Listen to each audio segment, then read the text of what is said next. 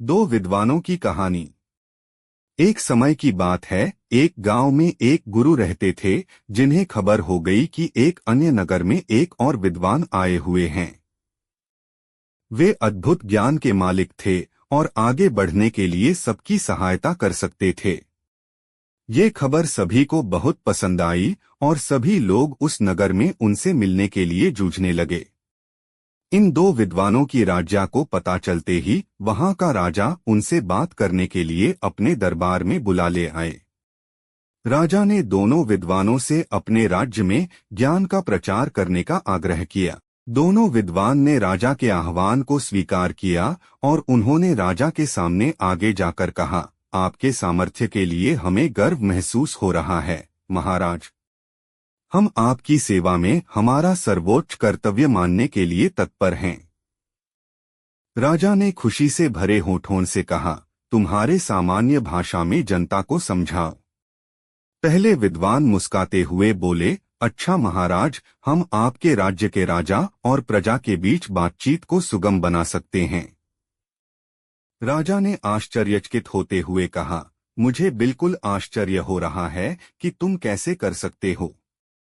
ये तो मेरे लिए। दूसरे विद्वान ने मुस्कुराते हुए कहा, महाराज, हम आपके राज्य के लोगों को सामग्री के बिना खाने का ज्ञान दे सकते हैं।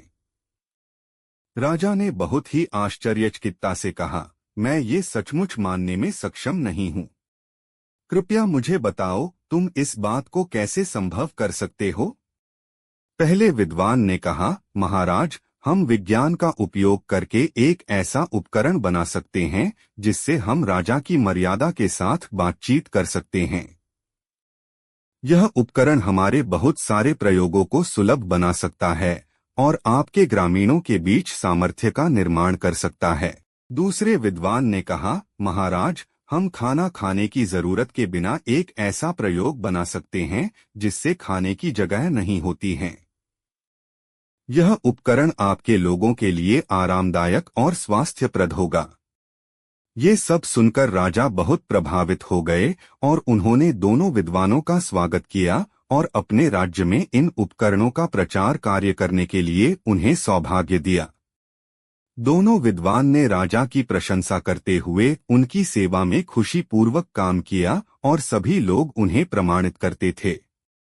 इस कहानी से हमें यह सिखाया जाता है कि समय के साथ ज्ञान विकसित हो रहा है और बहुत से अद्भुत आविष्कार हमारी मदद कर सकते हैं। दो विद्वानों के उदारता, समर्पण और सेवा भाव की मिसाल हमें ये बताती है कि हमें हमारे ज्ञान और कौशल को समाज की सेवा में लगाना चाहिए।